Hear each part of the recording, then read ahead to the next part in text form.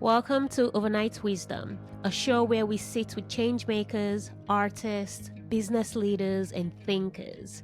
Each conversation is an invitation to slow down, to go deeper, and unearth the quiet insights that shape who we are. If you're seeking honest reflections, unexpected wisdom, and a deeper understanding of what it takes to not merely survive, but to thrive, you're in the right place. What if the questions you've been avoiding are actually the ones that hold the blueprints? Hi, I'm Chisom, economist, entrepreneur, and your host on Overnight Wisdom. In this solo episode, I'm doing something different. No script, no guest, just your questions and my raw, honest answers in real time. How do I know when to start or stop? How do I move through fear? What's the real strategy behind my businesses? And what kind of world am I building? Who do I make happy? And what is my new company about? And much more. Spoiler, I'm still figuring it out, but I'm doing it with clarity and courage. We'll talk risk, power, joy, bootstrapping, boundaries, building from softness. If you've ever felt called to start something, to quit something, or just be more of yourself, this one is for you. Let's dive in. Hi everyone, welcome to Overnight Wisdom. If you are new here, really great to have you with us. And if you are returning, thank you for coming back. It's great to have your audience. So today we're doing a different kind of solo episode. Usually, or in the past, when I've done solo episodes, I would normally pick a topic and explore on the show.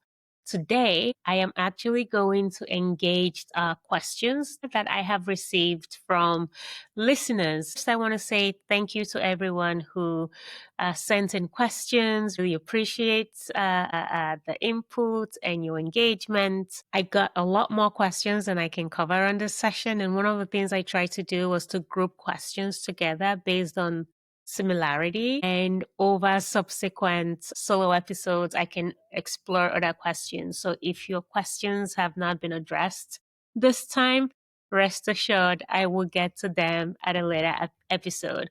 So yes, as usual, I'm going to jump right into it, and I have a list of the questions here that I want to engage today. I think I have 11. Let's see how far I get. The first question I have is, how do you know when to start something or when to stop? So here the person is asking around, is there a personal signal that I have? Is there an intuitive feeling?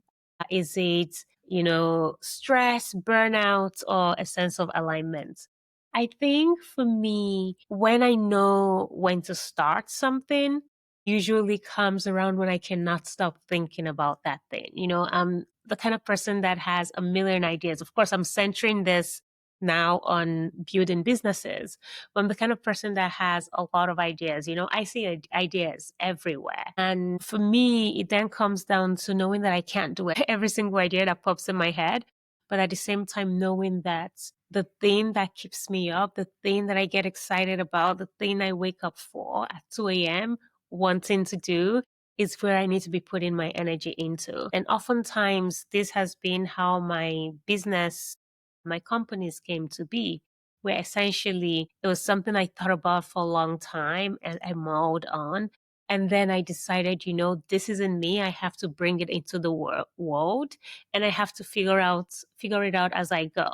So in terms of when I start when I cannot stop thinking about it, when I cannot let it go, when it feels like it's something that's choking me that I need to release into the world. And then I take that leap. For when to stop, I think usually it's also in a feeling that I get. I think beyond the feeling, actually. So I think maybe I can compartmentalize this. From a work perspective, it's just knowing the facts, knowing the numbers, knowing when something is no longer working. And stopping does not necessarily mean everything has to come to an end. It's also reflecting on, where do I need to pivot? Where do I need to make a change? What can I adapt? So I think of stopping in that capacity. And sometimes it's really just a gut feeling when I know this is not going to work. We've tried it in very many different ways, and maybe this is not for me. I also get that feeling when I stop feeling joy. in what I'm doing. And I know this is a time to walk away. This is a time to pause. This is a time to rethink and maybe find a sense of realignment or do something else completely. So that's kind of like where I'm at in terms of, when I start or when I stop. The next question here is there actually a strategy behind how I have grown my business? This is a question I get quite frequently from women, entrepreneurs, people in my community, and even some of the companies that I've invested in. And oftentimes people say things like, is it a divine sense of chaos, or is it great? Is it pivoting in real time? I think it's a combination of all those things. I don't wait for things to be perfect because perfection is overrated. I move, I learn as I go, and I just do. I pivot, I pivot, I learn, I adapt, I adjust, I learn in real time, and I learn and I do in public as well. So I'm getting input and feedback. And of course, being mindful of the input and the feedback that I take in, and the ones that I'm just like, nah, I'm not going to listen to that. So there is a strategy. There is also the need to have an appetite for risk. There are a lot of people who I speak with who have really great ideas, but they can't take the risk. They don't want to take. It's not that they're not brave enough or courageous enough. They might have different constraints that is limiting them from being able to take that leap. If they, for example, the sole provider in their family, then they need to be very mindful of how do I actually make that jump if I need to make that jump. But for me personally, I have a pretty high appetite for risk, but I want to clarify that my risks are usually calculated. So I don't just walk into a thing not knowing or not anticipating what might happen. I'm a planner by nature. I plan a lot. I think a lot. I rationalize a lot of things. I play out scenarios, right? I do risk assessments and risk management. And of course, knowing fully well that I can anticipate and plan, and things happen, and I need to be able to adapt in real time. So one of the things I tend to think about is, how do I take risk? How do I calculate them? And one of the ways I also look at risk is, the worst thing that can happen is I fail. Yeah. But if I don't try, I will never know. But if I only think about the failure or not succeeding or what somebody else might think of me, I don't get to move. And for me, that is paralyzing. Yeah, I have to always think about, how do I move? How is it on my own terms? I'm a queen of reframing. I reframe everything. So I never really fail. I learn. I learn how something did not work, or at least I'm trying, right? Even if I'm not getting the outcome that I want, failing is proof that at least I'm trying something new. So that's kind of also how I think about failure in the large scheme of things. All of my businesses have been bootstrapped from scratch. I bootstrap as much as I can. That way I'm able to have control over what I'm doing and what I'm creating and what I'm bringing into the world. I can mold it, I can adapt, I can pivot in real time. I have businesses and companies that I've started that started as one thing and then expanded, and sometimes even shifted away from that one thing, where nonetheless the core of the idea and the values that we have as an organization stays the same, even though it might take a different form. Another thing I tend to reflect on, and I say this to entrepreneurs and founders, people who are building businesses all the time, is product market fit. How is your product fit for the market you're engaging in? Right? Because that something worked in Norway does not necessarily mean it will work in Sweden, or that something works in the Netherlands does not mean it will work in Germany. And even within the same country, if something works in Lagos, Nigeria, does not necessarily mean it will work in Abuja or in Kaduna in Nigeria. So it's reflecting on, who is my target? What is the market? What are they ready for? What is the appetite like? And then, of course, you might be creating something that people did not previously have a use for. And then how do you brand that in a way that it speaks to them? So I often think about, what does product market fit look like within the context of the work that I'm doing. And I think everyone in general should think about, what is the product market fit? And at the same time, also think about, what is my minimum viable product? What do I need to go into the market with? Yeah, because you might have to start with one product or a few products when you have Of course, depending on what you're trying to do, right? So if right now I'm in a phase of my building process where I am building a lifestyle brand, and we will have a lot of products, but we are starting with one or two products maximum. And then it's like, is this my minimum viable product? And have I tested it as my MVP?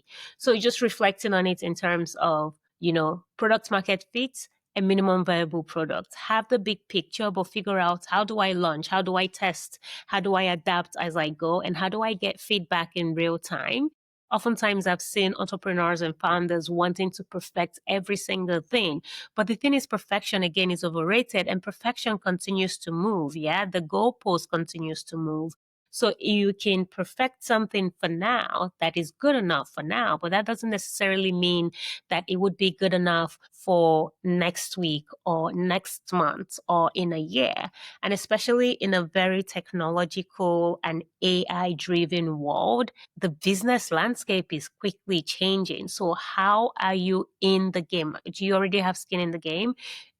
Are you getting your feet wet? Are you learning? Are you practicing? What are you doing? Are you getting feedback and input from your customers? And are you meeting your customers and your clients where they are? Something else that I think is important in terms of the strategy that goes into building business is actually having a strategy, having a structure, yeah? Building systems and processes. In the previous episode, I shared about how in a company that I founded, Her Space, that I started it as this passion project. Yes, I had a company registered. Yes, I had at least systems on paper, but I did not really have the tools and the systems within the organization to ensure that it could drive growth. And to be honest, I didn't really have a vision for growing Her Space in the beginning phase. For me, it was just an emotional balm that I needed. Also reflecting on what structures do I have in place, what systems do I have in place, even things from HR to, my team, my processes, my contracts, the clarity in, job descriptions and what people are expected to do so everyone knows where they fit. And of course, hiring the right people. I have hired many amazing people, and I've also had experiences where I did not hire people who were a great contribution or fit for the specific work and role that they had.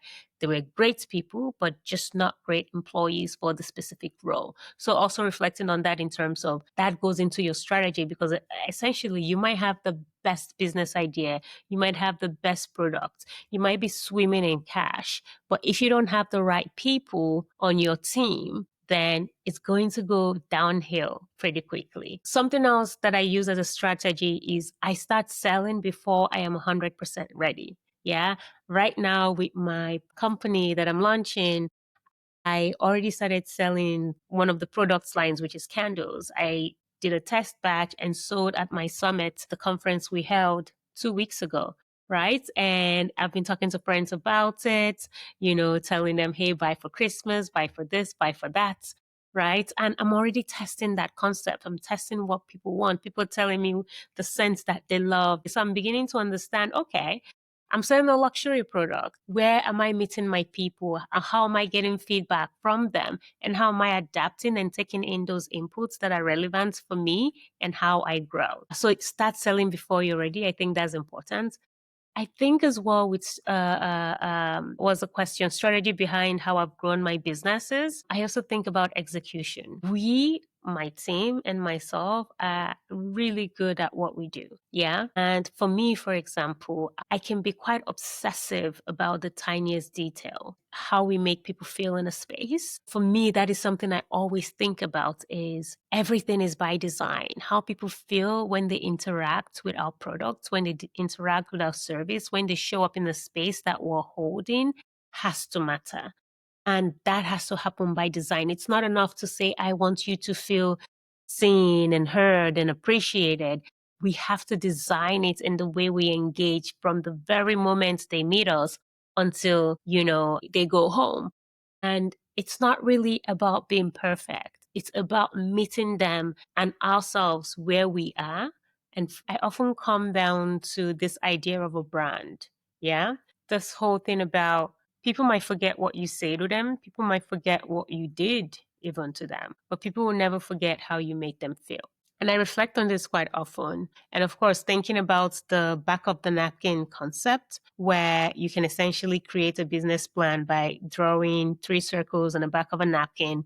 In one circle, you look at your brand. In another circle, you look at your content. In another circle, you look at your function, right? So your content could be what you want people to know about your brand, what you want people to know about your motivation and why you're doing what you're doing. And then the brand is what you want people to feel, what you want people to remember, because that is what creates loyalty. That is what brings them back. And that is what ties them to your company. And of course, the function is what you want them to do. Do you want them to spread the word? Do you want them to buy from you? So it's like, what do you want people to do afterwards? And all of that ties back to this feeling that they have about you. What do they know? Do they feel that you reflect them and their values or who they aspire to be?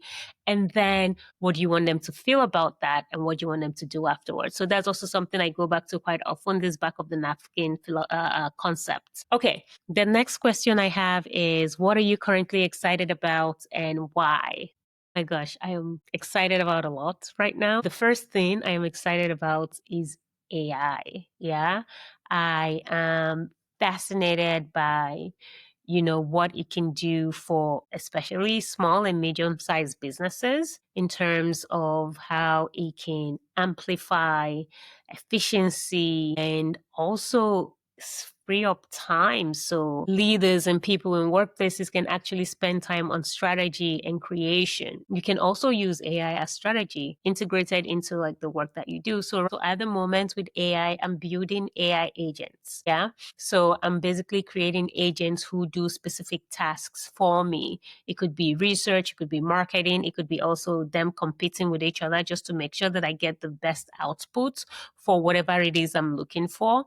Typically, a lot of people use AI, in terms of like the chat box. So if you think Gemini, if you think ChatGPT, where you put in a prompt, it gives you an answer. There are other ways to use it, like a co-pilot way, where it helps you build something. Say, for example, you could give it prompts and it builds presentation for you in real time. From what I'm learning is the difference between the chatbot and the co-pilot is you have to be present for that work to be done, right? You have to give its input and then it does that work. Whereas for the AI agents, you have to do a really good job giving its context, input, all of that stuff. But then it continues to work when you're not present. And, I know there's a lot of fear associated with AI currently, in many ways, in terms of it will replace jobs, but I think AI will create more jobs than it would replace. At my conference, the CEO of Google Norway explained it perfectly, where she talked about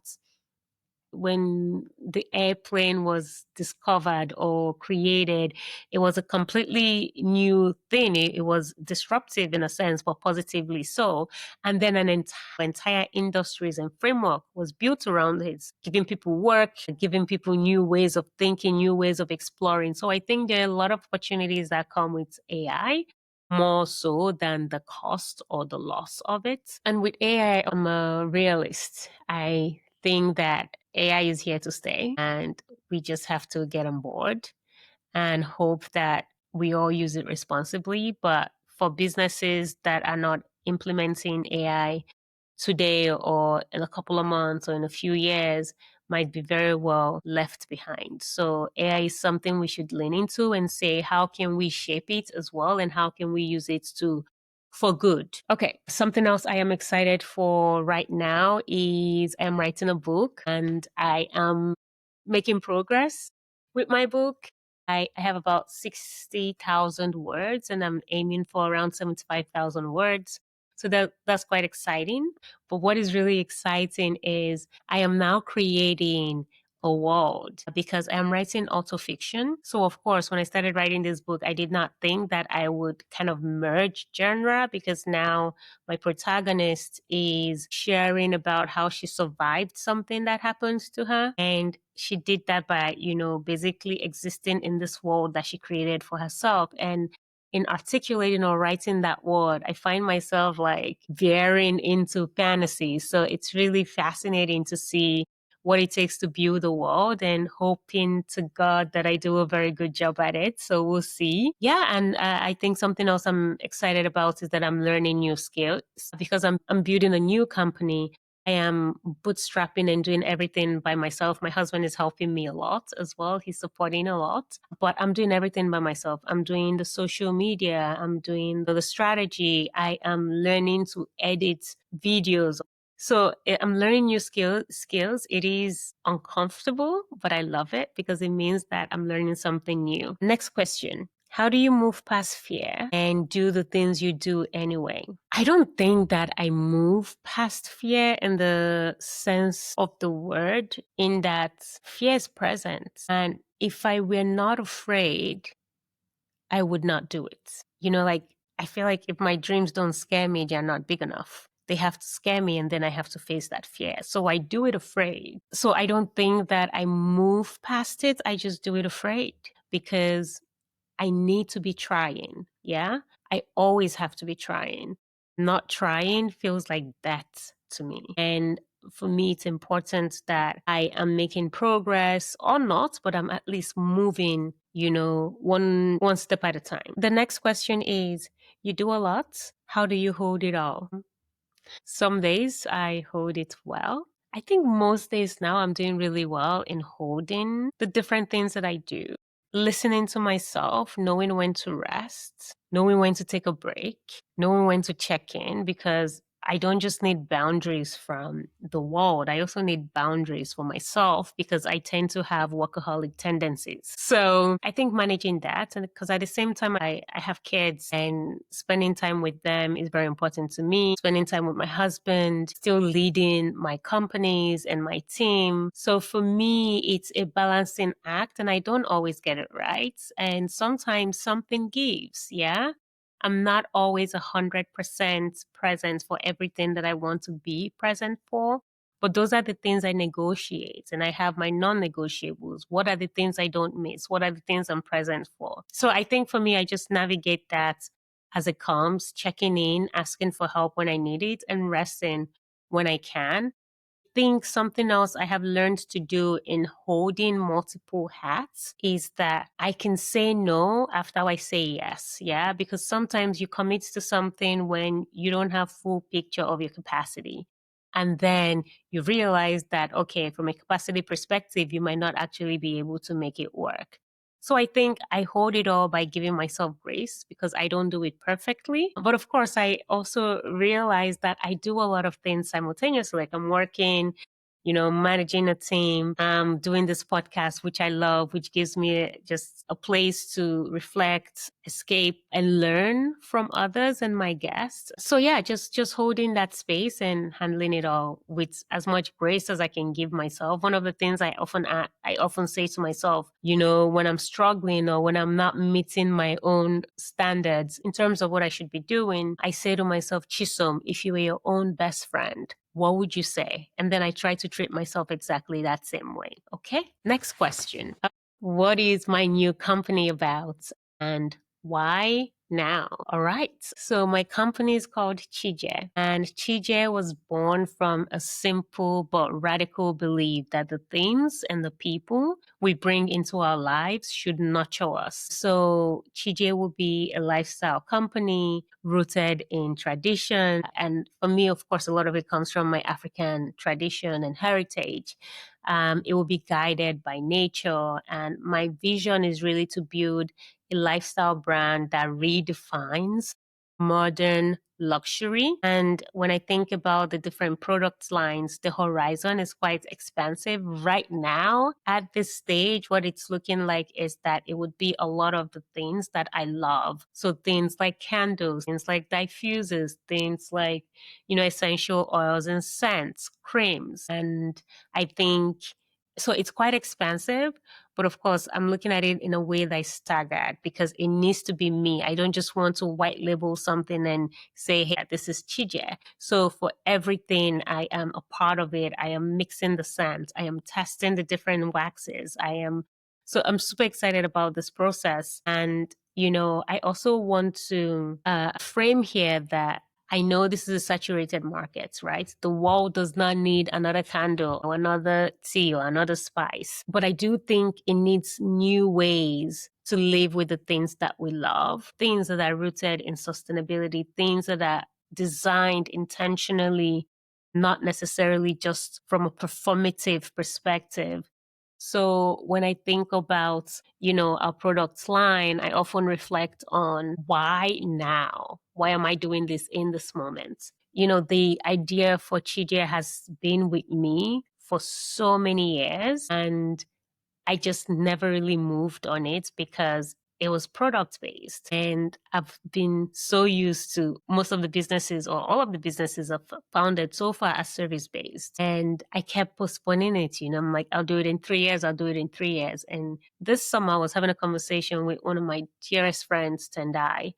And I was sharing about how I'm going to do Chiije in 3 years. And she said, Chisom, you said you were going to do Chiije 3 years ago. Why 3 years? And then I reflected on it and I thought, why 3 years? Why not now? Yeah. So why Chiije? Why me? Why now? I think it comes down to I have spent my life building spaces where people feel seen, where people feel safe, where people feel a sense of connection. I've done this in boardrooms. I've done this in workplaces. I've done this in summits. I've done this in, even holding circles for women. I have studied systems that move the world and emotions that sustain it. And through it all, I have learned that true change starts in quiet places. It starts in our homes, in our rituals, in our moments of rest. So Chiije is essentially my love letter to the world in a sense. It is where my worlds meet in a beautiful collision. Maybe not collision, but it's where my world meets, the economics, equity, beauty, and a sense of belonging. So for me, I see Chiije as a philosophy made tangible, a form of resistance through care, presence, slowing down. I also think that beauty should not be wasteful, and the things like the candles we burn should actually nurture us and not harm us. A lot of candles are made from paraffin, which is not great for us to inhale and for our space. So using healthier waxes like soy or beeswax goes a long way, or at least more sustainable alternatives. So I'm excited. And of course, I am at the very beginning phase of Chiije. I know it will be something more expansive in a year and 2 and 5 years. So I'm incredibly excited for this. Something else I can say about Chiije is I think this is the first thing I am building solely from a place of joy. I think a lot of the other companies are built from joy, but it's always fixing a system, oftentimes systems that are difficult to fix and engage with on a day to day. Of course, I'm focusing on sustainability, which is also a system that needs fixing, but I'm also building from joy, not necessarily a gap that I want to fix or an injustice that I want to bridge in the broad sense of the word, but just building from softness, building from joy, building from clarity. This year has been a very difficult one for a lot of us, geopolitically, globally, socially. And it's also been a lot for me in terms of work, relationships. And it was really interesting that I found myself having a really tough day and then coming home and making a diffuser or making a candle or making a dish with my kids just as a way to decompress. I've been making candles for a very long time. I've been loving scents and all these things for decades. But this year solidified it for me in terms of just how much presence and peace it brings me and how creating from a place of joy and rest and resistance, but good kind of resistance, actually shifts the needle. Okay. Next question. Who do you make happy and who are you no longer trying to please?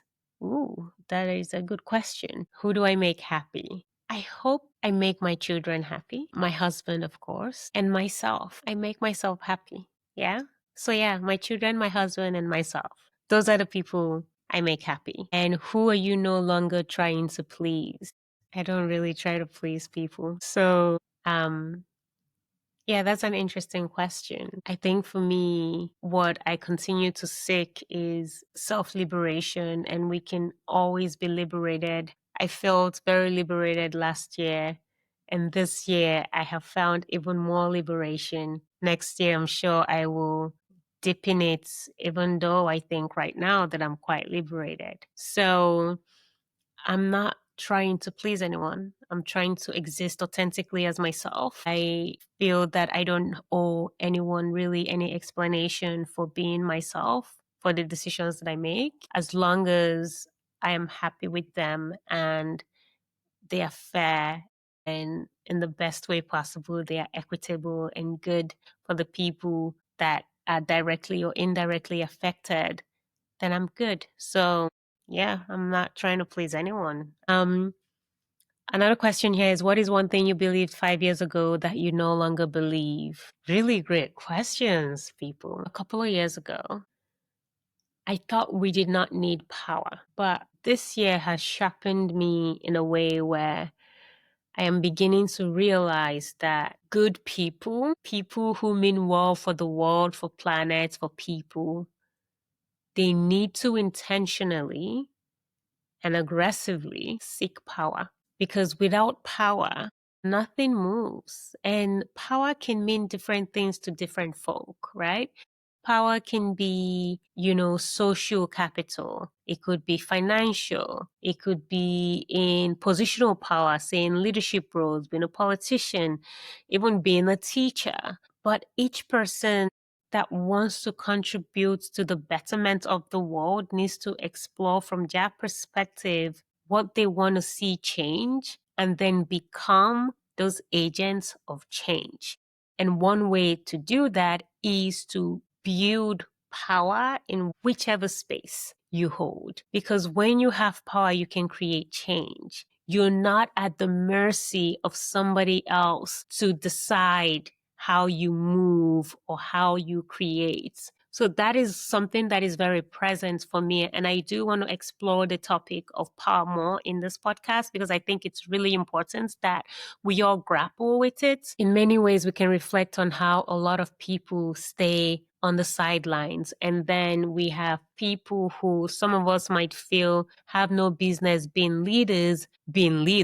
And the good people are on the sidelines lamenting. So I have had to reframe that sense of powerlessness that as a collective we sometimes feel, is how can we as people take the power, be the power, and be the change. So that is that idea around radical responsibility. That is that idea of I am responsible and I choose to put myself in a position to actually create change.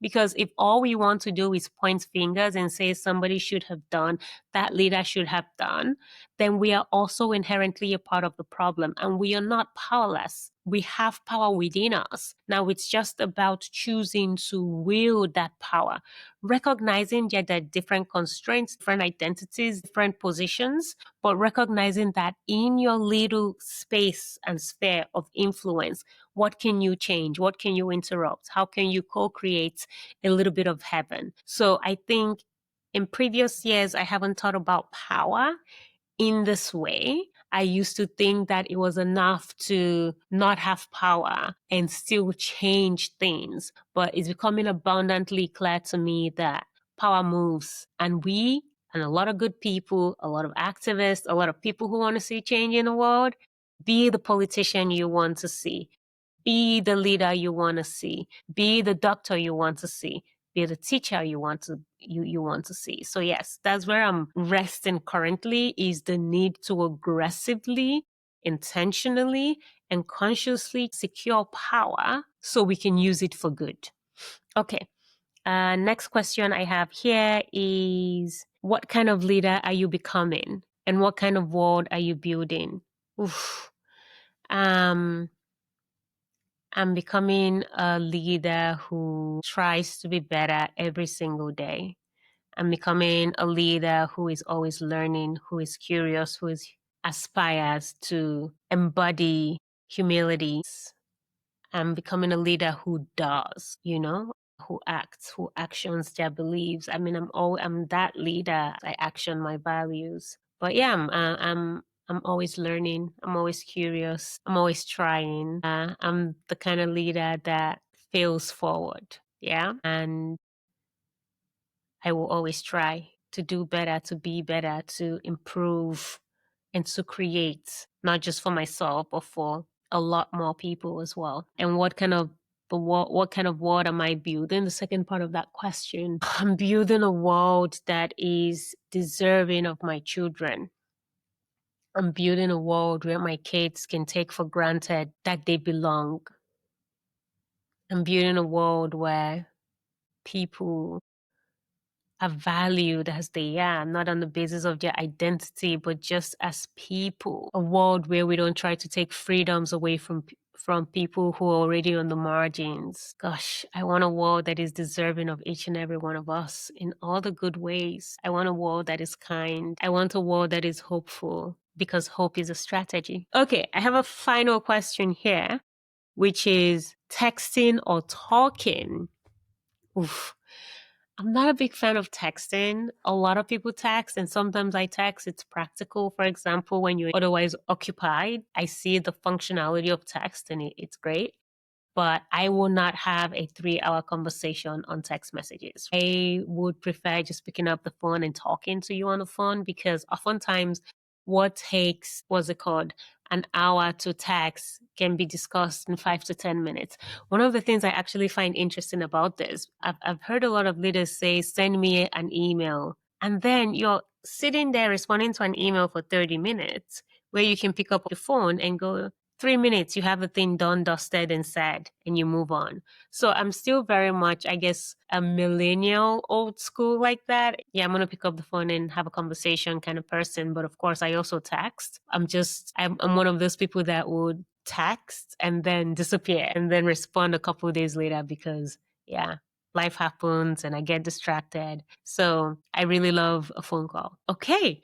So those are the questions for today. I want to say thank you to everyone who sent in questions. There were also a lot of, really great questions that were sent in that I've not addressed today, and I will get to them. But just wanted to say thank you all for engaging me. Thank you all for being curious about the podcast, my life, my way of navigating the world. And yeah, I look forward to sharing more about Chiije in the coming weeks and months. Chiije is Chiije.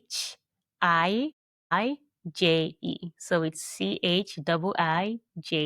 And you can find our website at chiije.com. We've not launched yet, but we'll be launching soon. So you can join the newsletter. And you can also find us on Instagram at Chiije Official. And yeah, thank you for being here. Thank you for being on this journey with me. If you have any questions, comments, suggestions, send them in to me. I'd love to hear from you. And also leave us a review and give us a 5-star rating. It helps other people find us as well. So yeah, thanks for being here. Super excited for all that is to come, and wishing you a wonderful, wonderful, wonderful day ahead, wherever you are in the world. All right. Thank you for spending time with us on Overnight Wisdom. If this conversation moved you, inspired you, or made you pause, please leave a comment, or share it with someone who needs to hear it. You can follow the show wherever you get your podcasts, and if you're feeling generous, a rating or review goes a long way in helping others find us too. Until next time, stay curious, stay tender, and may the wisdom you need find you exactly when you're ready.